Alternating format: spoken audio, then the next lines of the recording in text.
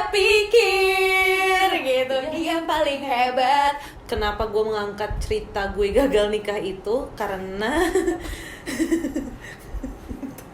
Kepikirannya sampai seminggu kali. Gue bener-bener kan lu takut banget tuh dikira tunangan kan. Gue takut banget hamil. Nora, nama lu bukan Sherina.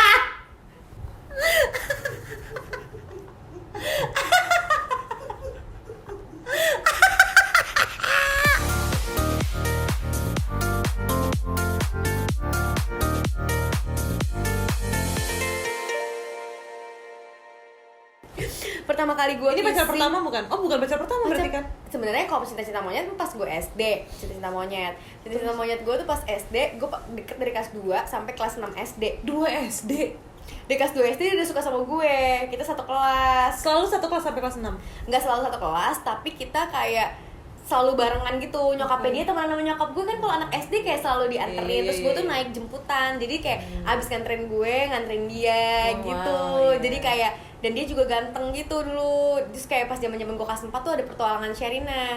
Jadi kita dulu juga selain main yang kayak kita orang miskin, kita juga kayak dia pikir gitu, dia paling hebat, merasa paling kuat gitu, dan paling dahsyat. Dia memang dahsyat. Apa? Dahsyat apanya? Yang gitu gue gak tau lagi, lu Bukan dahsyat. Bukan Dahsyat soalnya. Bukan dahsyat.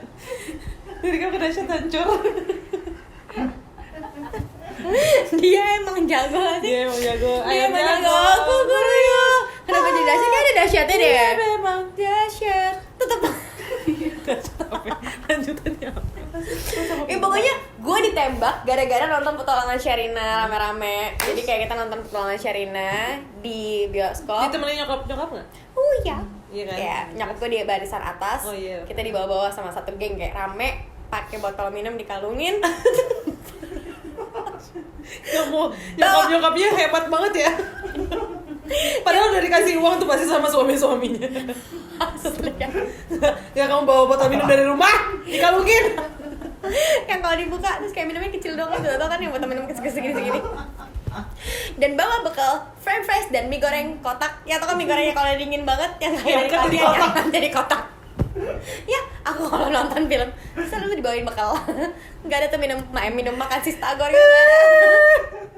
Nangis. Gila. Abis nonton, kan gue udah deket dia sama dia, gue langsung semangat. Sebelah-sebelahan dong. Selalu, gue kayak zaman kelas, pokoknya gue dari kelas 2 sampai kelas 6. Itu kelas 6 kok, gue inget, enggak kelas 4 petualangan Sherina. Jadi gue pokoknya udah sama dia deh, kayak Enzi tuh pasti sama dia gitu. Nah, kan gemes banget ya ngelihat Sherina sama Sadam. Demi Allah, besokan di sekolahan, di taman belakang, dia nembak gue dengan ngajak temen-temennya dengan nyanyi lagu tadi itu yang dia pikir. Sumpah, gitu loh. Terus ada momen, lu lagi ngapain? Gue di kelas kayak lagi belajar gitu, tiba-tiba di lapangan dia ada suara orang kayak Sherina gitu. Nora, nama lu bukan Sherina. Terus lu merasa dipanggil lagi. Jangan bilang lu merasa dipanggil. Hah? Nama lu bukan Sherina.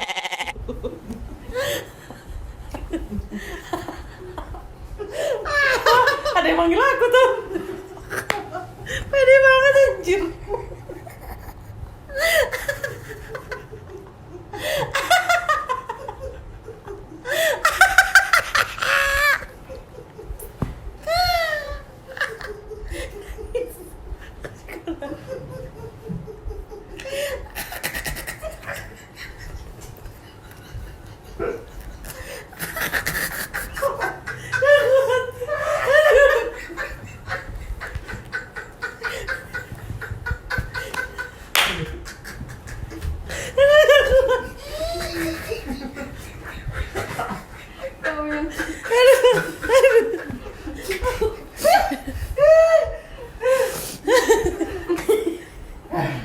Di otak gue ada adegannya.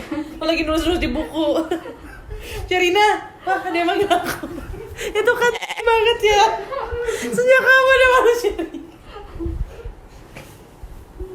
Tolong jelasin dong. Kok gak bisa ngomong? Karena itu yang terjadi. Aduh. Pede banget anjir, pede banget. Gue bener-bener gue ngerasa kayak Sadam gitu.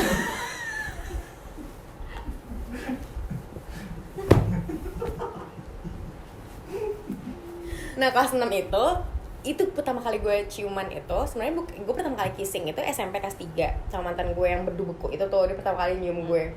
Itu juga nyiumnya kayak cuman terus gitu. Terus tapi gue bener-bener kepikirannya sampai seminggu kali. Gue bener-bener kan lu takut banget tuh dikira tunangan kan. Gue takut banget hamil.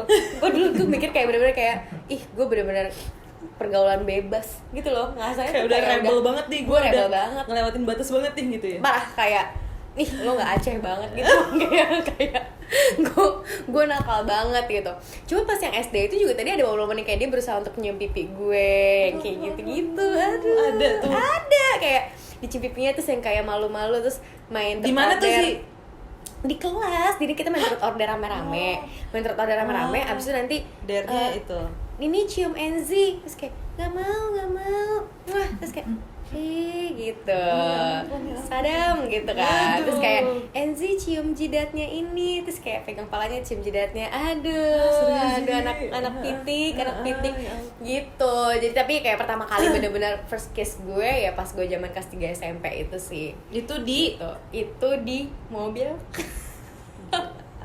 Lo pertama kali lo ingat gue nggak inget coy, gue nggak inget kapan, nggak inget siapa, nggak inget di mana. Ini bener-bener lost. Mungkin nggak segitu berarti. Ya udah terus abis itu ya udahlah pokoknya intinya percintaan tuh udah jadi bumbu-bumbu kehidupan kita dari kecil ya. Dari kecil kita udah jadi bumbu-bumbu lah sampai kita akhirnya bermupuk dewasa. Dan pertama kali gue ngerasain namanya cinta, beneran jatuh cinta itu adalah ketika gue lulus SMA sih. Baru gue ngerasain. Jadi makanya mantan gue yang gue hitung cuma ada 2. Terus intinya pokoknya gue ngerasa kayak ya tadi mantan pertama gue tuh adalah ketika gue lulus SMA, gue pacaran 3,5 tahun, walaupun emang hubungannya jadi nggak baik-baik sekarang. Maksudnya kayak gue jadi nggak berteman lagi sama sampai dia. detik ini pun. Sampai detik ini kayak setelah gue putus sama dia kayak hubungan kita nggak baik-baik. Terus sekarang juga dia udah bahagia banget sama anak dan istrinya. Makanya gue kayak mungkin gini ya, kayak gue juga sekalian ngejelasin mungkin istrinya nonton atau teman istrinya atau ada teman-temannya dia yang tahu gue mantannya dia. Kenapa gue mengangkat cerita tentang dia, kenapa gue masih menganggap dia mantan gue, karena banyak juga histori yang terjadi antara gue sama dia. Dan keluarganya dia sangat baik sama gue, kayak kakaknya, terus adiknya, nyokap bokapnya, banyak banget berjasa di kehidupan gue di saat gue lagi sakit 2010, kan gue pacaran sama dia 2010. Di saat gue lagi butuh bantuan proses casting gue, mereka sempat minjemin gue, keluarga sempat minjemin gue mobil, kayak banyak ngebantu, terus care banget sama adik gue juga, sama Casey. Jadi gue nggak bisa menganggap kayak enggak, gue cuma pernah pacaran sekali gitu, kayak nggak bisa karena kebaikan keluarganya mantan gue itu juga banyak banget buat gue. Jadi ya sorry banget kenapa gue masih bahas gitu. Nah kalau lo merasain pertama kali jatuh cinta pertama kali itu kapan? Pertama kali banget ya, anjir itu bener-bener kayak kita dan gue banyak banget ya gitu. Total ada berapa sih kalau gue boleh tahu nih?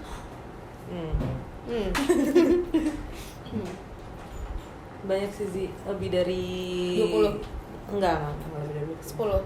Lebih kayaknya. Tapi yang benar-benar attach sama Tapi yang benar-benar attach tuh ya, kalau gue hitung-hitung mungkin sekitar 4 lah. 4 yang benar-benar itu tuh 4 yang benar-benar attach sama lo. Yang benar-benar kayak hubungannya juga lama. Terus yang udah tipe-tipe gue kenal keluarga dia kenal keluarga gue juga gitu. Yang kayak tadi gue gitu. Iya, modelan kayak gitu. Jadi ya mungkin sekitar 4 orang lah yang gue anggap pernah istilahnya putus dari dia tuh gue kayak membawa satu cerita. Iya, membawa satu cerita dan pelajaran juga gitu. Salah satu cerita yang lo angkat untuk single terbaru itu dia termasuk. Iya, jadi sebenarnya ini gue nyanyiin ulang lagu yang dipopulerkan sama Dikta, band Dikta dulu. Judulnya Tak Mungkin Ku Melepasmu. Kenapa gue mengangkat cerita gue gagal nikah itu karena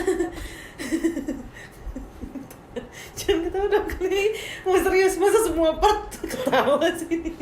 Udah bagi 2 bagian tetep aja semuanya kosong. Nggak apa-apa, soalnya ya lu ketawa duluan, iya, lu tahu ada kayak cerita sedih tapi ternyata viral, tapi sebenarnya nggak sedih amat gitu, nggak siap. Terus iya, jadi apa sih gue mau salah? Oh iya, pokoknya intinya gue ngangkat cerita kenapa gue gagal nikah itu karena sebenarnya lagunya menceritakan nggak mungkin banget lagi gue ngepasin lo nih gitu, walaupun memang kita tuh ada perbedaan yang mendasar banget yang bikin kita nggak bisa sama-sama gitu. Nah gue menggambarkan itu sebagai sebenarnya gue nggak mungkin banget ngelepasin lo tuh, kayak seolah-olah kayak gue udah siap banget untuk nikah, kita tinggal 1 step lagi, terus tapi kita emang harus pisah, nggak bisa sama-sama gitu. Makanya gue menggambarkan dengan kayak visualnya juga dengan gue pakai gaun mempelai wanita gitu.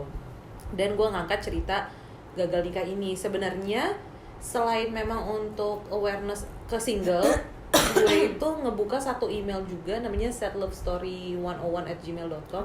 Itu buat orang-orang curhat. Jadi walaupun memang cerita gue sejujurnya tuh nggak sesedih yang orang-orang pikir ya, dan gue sangat udah move on, gue udah sangat nggak apa-apa banget dengan kejadian itu. Bahkan dia sekarang kayak tahun ini deh baru nikah juga. Walaupun memang hubungannya udah nggak baik karena setelah gue gagal nikah sama dia di tahun 2015, gue pacaran dengan orang lain, dia juga pacaran dengan orang lain. Kita sempat ketemu lagi sebenarnya tahun 2019. Oke, belum lama dong. Iya, ketemu lagi dan kayak deket lagi gitu loh. Oke. Tapi di tengah perjalanan gue bilang sama dia, "Aduh sorry banget, kayaknya gue emang Udah ternyata nggak dapet si feel itu. cintanya tuh udah nggak ada." Gue ternyata kemarin ini waktu akhirnya ngobrol sama lu lagi dan akhirnya nyaman dan memutuskan untuk deket tuh, ternyata gue cuma kangen momen gue sama lo. Dan kayak ya 4 tahun udah banyak banget rutinitas, udah banyak banget tempat yang kita datengin sama-sama, jadi cuma kangen itunya. Kayak gila, walaupun kita udah nggak berhubungan kemarin, terus ketemu tetep kayak oh gue kenal lu banget, lu kenal gue banget gitu doang ternyata. Nah gue ngangkat cerita itu dan akhirnya ngebuat platform si email ini juga sebenarnya sebagai wadah. Ternyata banyak banget sih yang sedih, dan yang jauh lebih sedih daripada gue pun juga banyak banget. Bahkan ada beberapa yang gagal nikahnya baru tahun ini gitu. Misalnya maksudnya kejadian itu masih recent banget, masih baru-baru ini. Jadi gue di satu sisi walaupun gue sebenarnya rada-rada kayak aduh kok jadi banyak banget yang curhat sama gue, dan ternyata ceritanya jauh lebih sedih daripada gue merasa seneng di satu sisi karena oh ternyata orang-orang tuh butuh banget loh platform untuk cerita doang gitu. Padahal mereka nggak minta advice dari gue, karena gue juga bukan orang yang berkompeten untuk ngasih advice tentang relationship ya. Tapi the fact that mereka sampai send email itu kan berarti memang mereka butuh tempat untuk cerita, untuk sekedar ngelepasin aja bebannya mereka. Dan gue yakin banget semakin cerita tuh lo semakin ngilangin power akan kekuatan beban itu gitu. Makin kayak ya udah ngerilis emosi lo juga. Bener. Gitu loh. Dan lo happy-nya adalah ternyata karya yang mau gue buat yang berawal dari cuman nge-share story yang salah satu media promosi lo juga sebenarnya, tapi ternyata berdampak luar biasa besar juga untuk banyak orang gitu. Itu jadi viral juga. Terus maksudnya gara-gara viral itu juga jadi banyak banget informasi yang didapat. Selain mereka akan notice sama lagu lo, tapi lo jadi tempat media platform mereka untuk curhat gitu loh. Dan lumayan kan tadinya kan lo dapet pahala juga ya, mereka ngerilisin masalah yang mereka, walaupun ya nggak semuanya juga lo baca, tapi mostly lo hampir semuanya baca juga dan merasa kayak oh gila, berarti ya ibaratnya gue kisah cinta gue nggak sendirian. Atau kayak kisah cinta gue bahkan nggak ada apa-apanya sama kisah cinta orang. Jangan sampai kita melalui fase itu gitu kan, karena emang yang namanya patah hati itu tuh nggak bisa disepelein sih menurut gue. Banyak kasus-kasus orang sampai bunuh diri sampai selesai gitu nyawanya, sampai selesai nyawanya. Bahkan ada yang sampai ya mereka akhirnya nggak ya jadi orang yang maksudnya kayak orang gila ya, mikirnya langsung kayak pendek banget gitu untuk jangka udahlah pokoknya gue mau udahin aja hidup gue gitu kan. Cara lo bisa move on paling cepat tuh apa? Kalau cowok baru benar, ada orang yang kayak nge-replace ternyata cuma jadi bener. Jadi tapi emang gue nggak nggak bilang cari cowok baru itu cara paling ampuh dan paling bener ya, karena gue sempet yang putus dari yang si 4 tahun yang hampir nikah itu, gue putus, gue langsung deket lagi sama temen gue, memang kayak emang teman satu kampus juga dan satu permainan gitu, deket sama dia langsung, terus habis itu pacaran. Ada tuh fase-fase awal pacaran tuh gue nyadar kayak gila nih gue sebenarnya kayak cuma pelarian ya, karena otak gue dan segala macam tuh masih di mantan gue karena udah 4 tahun juga gitu kan. Dan jatuhnya waktu pas awal-awal tuh sempet kayak dalam hati sendiri doang sih, gue nggak ngasih tahu mantan, nggak kasih tahu pacar gue yang saat itu, tapi dalam hati gue sendiri kayak ngebanding-bandingin gitu loh sih. Kayak aduh ini kalau mantan gue mah nggak kayak gini sih, mantan gue memperlakukan gue gini itu lo tahu kalau lo ternyata pelarian tuh dari situ karena masih benar-benar keinget mantan banget, masih banding-bandingin. Dan seminggu nggak seminggu, sorry, kayak beberapa bulan pas gue udah pacaran sama yang baru, ada tuh momennya gue baru kerasa gila gue kayak kehilangan pegangannya. Maksudnya yang mantan 4 tahun ini kan pegangan gue banget nih kan, tadinya gue orang yang gue percaya banget, safest place gue buat ngasih tahu apapun, tiba-tiba nggak ada gitu kan. Terus gue sempet ada momen yang gue datang ke apartemen ini sih, karena gue masih punya aksesnya semua kan, dia ngasih gue kunci dan kartu dan segala macam. Gue datang, tiba-tiba waktu gue ketok di unitnya, yang jawab tuh suara cowok tapi bukan suara dia. Gue kayak ini siapa ya, terus tuh orang kayak bilang Kamin gitu, Kamin nggak pernah yang ngomong bahasa Inggris, maksudnya dia nggak pernah ngobrol sama orang lain pakai bahasa Inggris gitu kan, ini siapa kok ngomong bahasa Inggris, gue buka ternyata kayak orang India gitu, terus lagi ngecat tembok, jadi dia cabut dari apartemennya disewain ke si orang itu gara-gara dulu sama gue, dia benar-benar kayak pengen kabur, kayak lepas dari lo gitu. Benar, kayak jangan sampai Cantika bisa nemuin gue gitu. Jadi di momen itu padahal gue udah deket sama si yang baru ini, tetap kayak pas tahu anjir dia cabut banget nih, segitunya pengen menghindari gue, wah itu gue pulang nangis banget kayak kok gue ngambil keputusan yang gegabah banget kemarin, walaupun kejadiannya memang dianya ngapa-ngapain gitu kan, cuma kayak tetap nyalahin diri sendiri ya, tetap kayak Cantika gitu loh, kehilangan sesuatu yang ternyata berarti banget buat lo gitu. Jadi move on dengan punya cowok baru buat gue di skenario tertentu mungkin bisa smooth dan bisa akhirnya ya udah move on, tapi di skenario kayak gue kemarin tuh sempat ada fase-fase gue aduh ini kayak cuma pelarian deh, cowok baru gue gitu. Iya, mungkin emang lo tipenya mungkin gini, gampang bisa membuka hati dan membuka diri untuk memulai lembaran yang baru gitu loh. Jadi ketika ada orang yang benar-benar tulus sama lo bisa menerima itu dan akhirnya jadi works. Kalau misalkan gue mungkin dengan isu-isu gue yang sebelumnya jadi agak susah untuk trust orang, clear gitu loh, yang benar-benar kayak ngasih kepercayaan cinta gue lagi untuk orang baru gitu loh. Kalau lo nggak gimana dong sih move on-nya? Ya waktu aja gitu berarti. Waktu aja kayak udah time heal everything gitu loh. Maksudnya kayak udah biarkan, gue berapa kali gue bahkan kayak terakhir tuh udah mencoba bener-bener effort gitu, yang kayak gue ngasih waktu gue untuk deket sama satu orang, kayak bener-bener gue usaha banget, terus kayak gue ada sparks di awal, kayak gue ngerasain bisa nih gue dapet, adalah kayak satu connection yang kayak gue bisa nih sama dia nih, gue bisa satu jalan nih sama dia nih. Tapi ketika gue emang gak dapetin itu dari hati, ketika gue nge-create itu ada, tapi emang ada orang yang bisa loh, ada orang yang bisa let love grow gitu, ada orang. Tapi kalau gue kayaknya emang nggak bisa, gue emang harus ada datang sendiri. Itu tuh kayak nggak bisa lo kasih tipe, gue nggak punya tipe, nggak punya apa, tapi dia akan datang sendiri, kayak ya udah dia orangnya gitu. Jadi kayak udah jatuh cinta sama dia, gue akan kayak ya udah jatuh cinta aja, dan itu nggak bisa dipaksain. Ternyata gue orang yang kayak gitu. Di situ gue ada di momen kayak oke, NC nggak boleh maksain sesuatu, lo nggak boleh nyakitin hati orang juga, lo juga nggak boleh nyakitin hati lo yang paling penting. Jadi kayak ya udah jalanin aja deh. Gue sekarang udah di tahap ya udah bukan nggak mau deket sama orang siapapun ya, gue juga gue mau mengistirahatkan hati gue gitu, karena hati gue kayak juga capek ya untuk kenalan sama orang baru ini itu, memaksakan karena gue kehambat lah umur apa segala macam. Ada orang nyoba coba aja lah ikhtiar, coba aja lah kenal baru, lo ini banget sih nutup hati lo banget. Tapi ternyata emang nggak bisa ketika pintu itu masih ketutup dan gue masih belum ketemu kuncinya. Asik, nggak usah dipaksain, dibuka, didobrak gitu, waduh gitu. Nanti kalau misalkan lo ngebayangin jadi nanti lo seorang ibu, kayak lo pengen jadi ibu yang seperti apa? Gue pengen jadi ibu yang kayak temen kali ya. Iya. Karena kayak itu yang gue dapetin dari nyokap gue deh. Karena nyokap gue punya gue itu waktu di umur 23, jadi masih muda banget.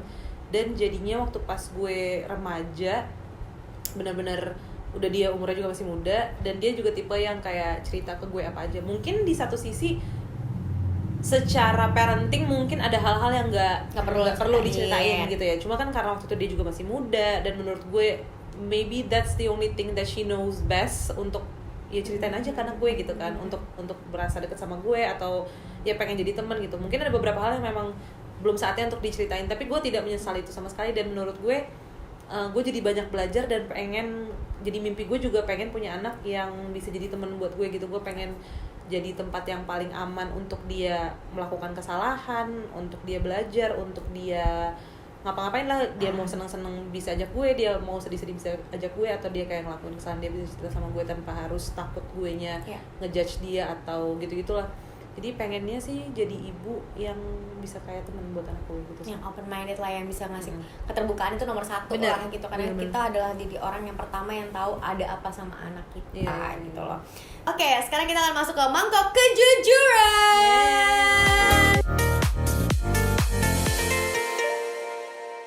Tik, jadi ini ada mangkok kejujuran. Emang bukan mangkok, emang gue tahu ini bukan mangkok, nggak apa-apa kita bilang mangkok aja. Kata teman gue dan tim gue bilang ini mangkok, kita iyain ya. Karena kita ngobrol juga udah panjang banget nih, lihat-lihat. Memory cardnya katanya udah penuh. Asli, dibatasi nggak boleh beda 30 menit. Iya. Jadi ngomong harus cepet gini loh jadi. Iya, jadi gimana kalau enak. Gue ikat aja. Ngerti gak gue ngomong apa? Tiba-tiba pakai kayak bahasa G. Digi Saga. Lo tau bahasa itu nggak? Ya kan kaganagan. Iya, apa tuh? Yang kanan. Yang kanan, ya kaganagan. Iya bener. Yaudah gue yang Yagan Kigirgi. Ya udah. Jadi lama nggak? Iya, jadi 30 menit. Gue yang ini ya. Sip. Udah siap belum sih? Udah siap? Siapin. Jadi kayak gitu. Oke. Lo apa? Telepon orang terdekat dan bilang bulan depan gue mau nikah. Oke. Lo udah tau nama siapa? Adik gue ya. Oke, kita coba telepon Jeremy. Enzi juga kenal. Iya, gue juga kenal sama Jeremy dan Jeremy juga mau nikah. Jadi kan konsepnya kayak lo mau diduluin sama adik lo, terus tiba-tiba lo ngomong lo mau nikah. Syah, Halo. kamu lagi sama Jeremy nggak? Enggak, Jeremy lagi di rumah Mas Gading. Ya udah, bentar aku deh, aku telepon Jeremy langsung. Thank you ya. Oke. Bye. Oh ini dia. Nih, Hah? di mana? Hah? Apa? Di mana? Di Senayan? Oh, nih, Apa? Hah? bulan depan gue mau nikah. Hah? Bulan depan, Juli. Di? Hah? Di? Di Bali. Apa? Di Bali. Oh, terus? Kok lu santai sih? Kok lu santai sih? Hah? Ya santai lah. Lu nggak Gak seru banget. Kok lo gak seru sih anjir? Nih gue lagi di tempatnya Enzi, lagi syuting video, lagi ngambil konten, disuruh bilang kalau gue bulan depan nikah. Lo ada kayak acting dikit kayak hah Cantika jangan atau tidak apa Enggak, kayak tadi gue gitu. maksudnya mikirnya dia di Bali apa di London. Kalau di London kan ribet gitu doang sebetulnya. Cetek. Gampang banget. Ya udah Mi, dah. Enggak, ini beneran gak sih? Enggak lah, enggak. Oh, bohong. Gak usah sosok tiba-tiba dibikin dramatis sih, tadi udah ketahuan santainya. Tadi gue kira ini beneran, terus lo mau ngambil reaction gue denger itu gitu loh. Dah. Dah. Gak seru. Nggak seru. Kayak pertama yaudah terus di mana udah terus pas udah tahu ini buat SOS lo beneran mau kawin telat actingnya dapat kebalik Plot twist. Kalau film nih plot twist. asli. Kalau gue kalau bisa ngomong dengan jodoh kamu di masa depan, kamu mau bilang apa? Oke, gue mau ngomong sama jodoh gue di masa depan adalah hai, cie gitu. Lo kemana aja, Oncom? Jodohnya loncom. Ada di sampingnya tempe sama tahu gorengan. Kayak lo kemana aja sih? Gila lo gitu. Ya, lo kemana aja pertama paling gue pasti ngomong gitu kayak kalau misalnya gue abis akad nikah nih kayak ijab kabul Ya gitu kayak lo kemana sih? lo kemana aja sih? Lama dah gitu. Oke, selesai tandanya. Cantika juga nelfon Jeremy. Gue juga udah ngasih ucapan untuk calon jodoh gue. Lo belum ngomong terakhir penutupan closing. Ingat sih. Closing. Sebel. Sayang, anjir saya capek. Gue geli banget. So sayang banget aja. Iya apa sih ngomong sama? Bingung kan? Iya bingung tahu. Kayak ngomong sendiri. Mudah-mudahan kita bisa aja lah gitu. Apa sih? Bye all. Terima kasih udah nonton SOS hari ini. Tuh nggak jelasan kita berdua. Dadah.